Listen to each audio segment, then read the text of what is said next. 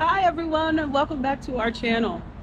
Today we are in Hot Springs, Arkansas, and I cannot wait to explore this tiny little town. Yeah, this is a super interesting national park because it's like within the town. So we're in Hot Springs National Park within Hot Springs, Arkansas. And I'm excited to share our experience and everything we learn with all of you today. If this is your first time here, I'm Alicia. And I'm Rachel. And we live and travel in the back of our self-converted camper van as we figure out what it means to go slow down. So Hot Springs National Park is actually the oldest national park in the country. Interestingly, it was established in 1832, but that was actually before national parks even were a thing. And so it was set aside because we knew that this needed to be protected. Okay. And then in 1921, when national parks became a thing, this was the first national park.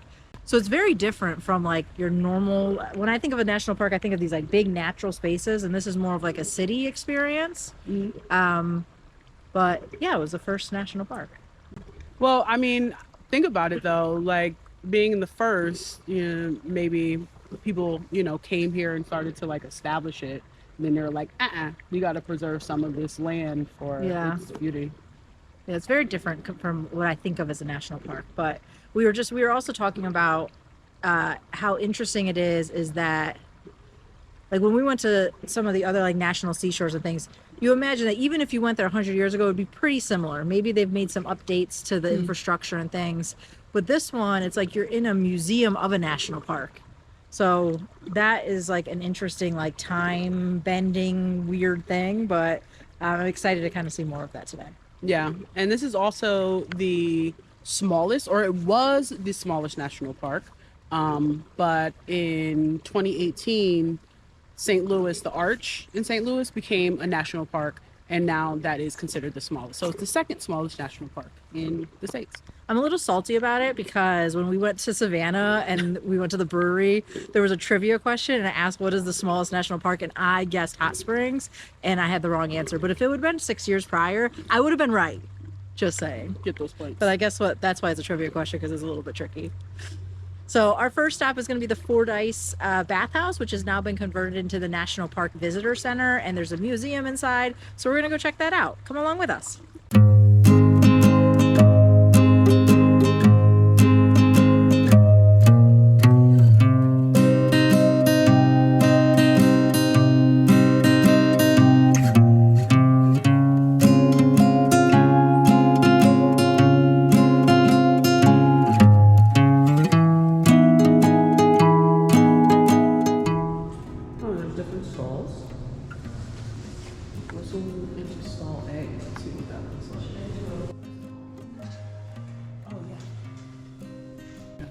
Hot Springs National Park is most well known for Bathhouse Row, which is a row of somewhere between 9 to 12 bathhouses, depending on the year that you look.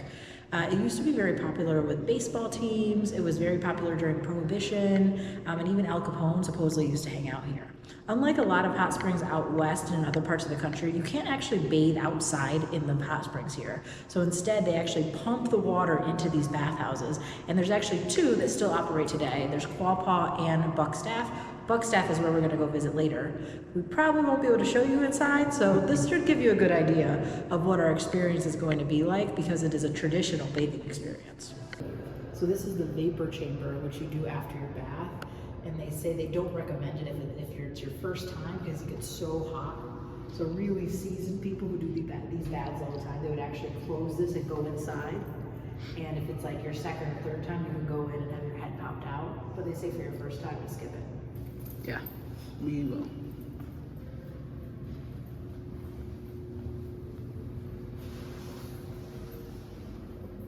Oh my God. She's gonna make me get into something like this. New experiences. New experiences.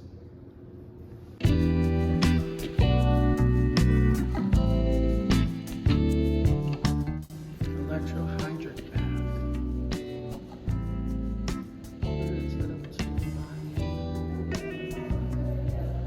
No, I don't. It doesn't. Oh, that looks cool. I would like to have all those hot springs Pumps on me. Could you imagine? Look at all the pumps. And that's what I have. This like this? Yes. So you don't have to imagine for much longer. This is the cool. So this would happen at the end of the round. Yes.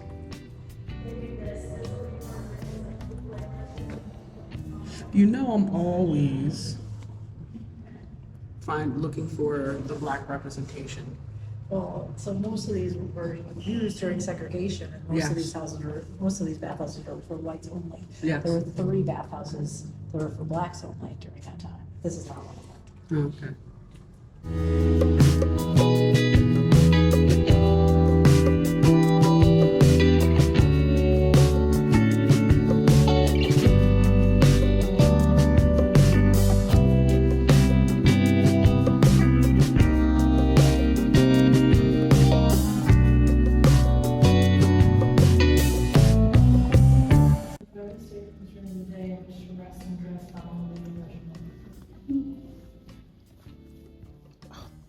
Wow.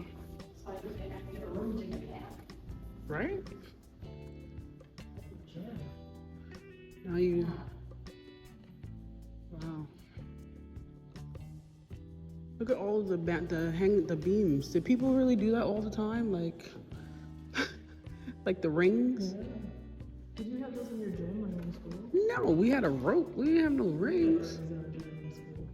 Those the weights? They look like maracas.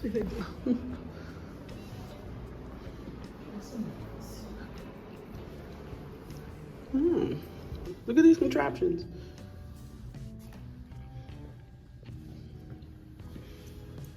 What is that, light therapy? Tanning bed? The original tanning bed. The gym therapy where she said Pilates back in the day. It looks like the Planet Fitness we was at. Ooh, fancy. So, in present day Hot Springs, there are 2 bathhouses that still operate. There's the Buckstaff and the Quapaw. The Quapaw is like a fancier spa where you can book appointments in advance for massages, and they have thermal suite. They have all the things. Buckstaff actually offers a traditional bathing experience where you have a bath attendant and you get undressed and put a towel in, all the stuff we've read about. We were nervous about it, but they use like original equipment similar to this, so I think it's gonna look a lot like this. We were hesitant at first, but we decided that that's what this whole experience is about, is to really try things out, get out of our comfort zone, and so we're gonna go do that.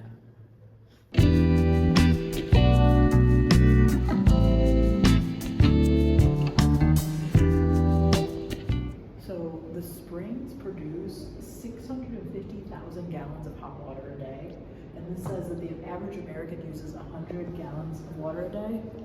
But compare that to the van. We have a 33-gallon water tank that we usually take like 4 days to use. So I think we're doing pretty good with our water conservation.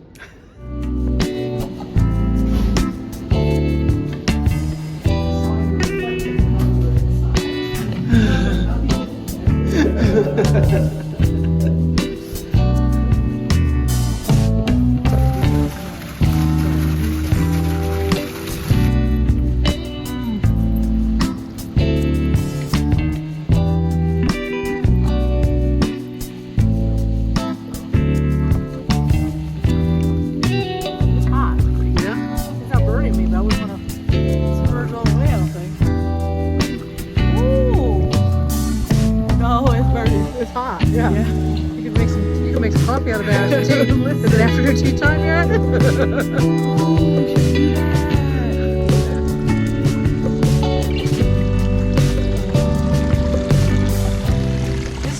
This is actually rainwater from over 4,500 years ago that would have gone through the mountains and now is pumped back out in these thermal springs.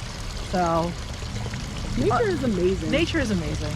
But unlike other hot springs in other parts of the country, you can't actually bathe in these because they're so hot coming out of here. So they actually go underground and they go through a cooling process before they're pumped into the bathhouses so that they're at a temperature that won't scald your skin.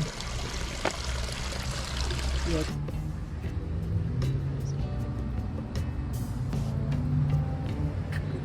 Let's go.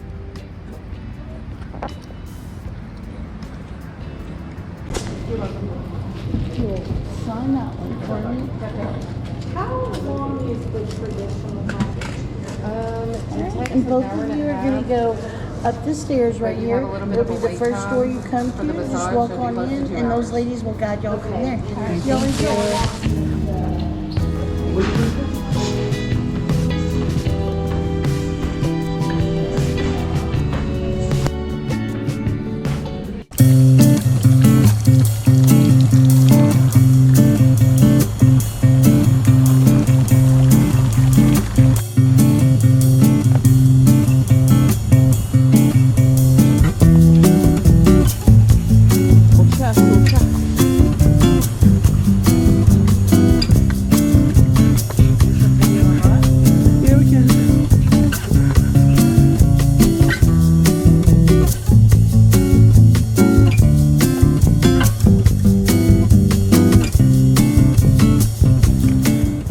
So I just let somebody give me a bath and I think I liked it.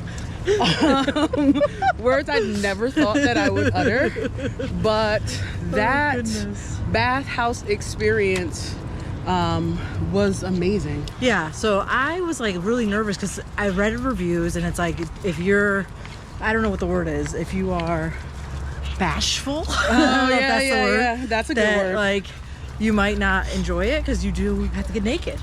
So we definitely got naked in hot springs, and they cover you with a sheet. Yeah. And then there's several other times where you have to get naked and the bath attendant like puts you in the thing. And so, but there were a lot of other people. It was all women, and there were people of all shapes, sizes, and colors. Yeah.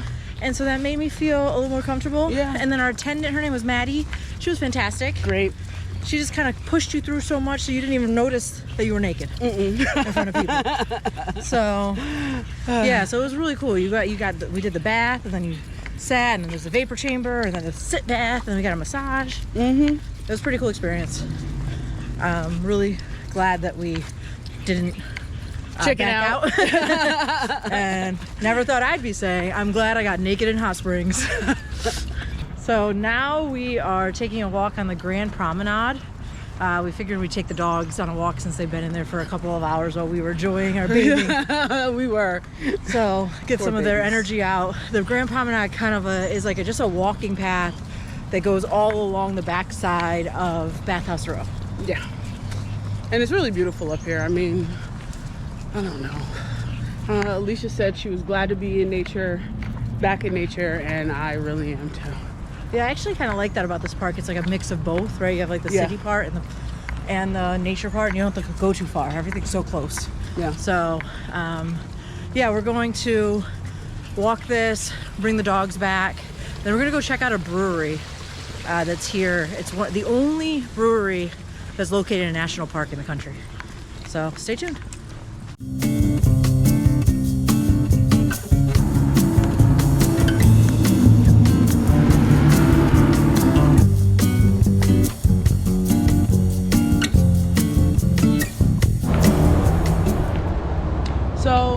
Before we head over to the brewery, we're going to get some hot springs natural mineral water. Earlier there were like tons of people over here filling up, so we have our little 5-gallon bucket, and we're gonna get some mineral water for ourselves.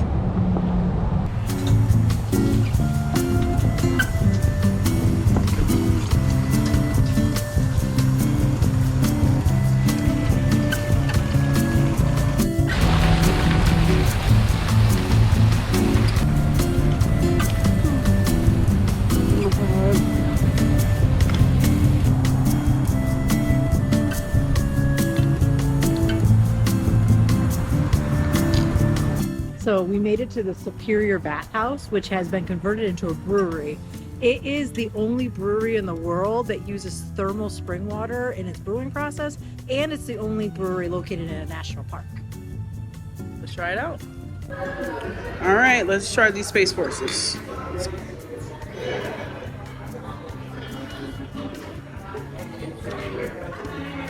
Does it taste like it's fresh spring beer?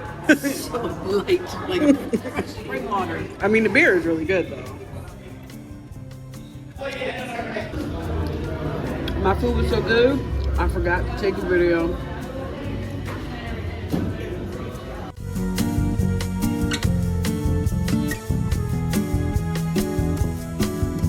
So we had an exciting day at Hot Springs, from just walking around downtown to exploring the bathhouses and the natural mineral spring beer that we drank. I would highly recommend coming here. Yeah, it was a really, really good time. And if you watched our last video, we tried to come in without too many expectations. Like, I did a little bit of research, and I really enjoyed just being able to discover Hot Springs today. Yeah, that's a wrap for today. We're gonna head back to our campground. We actually are staying at the Gulf of Gorge campground here in the national park.